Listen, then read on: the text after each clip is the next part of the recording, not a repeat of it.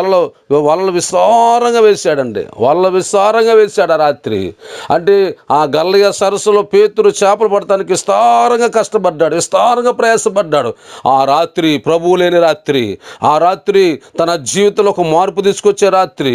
ఏమంటే ఓడిపోయిన రాత్రి. ఒక మాట చెప్పాలంటే పేతురు ఓడిపోయిన రాత్రి.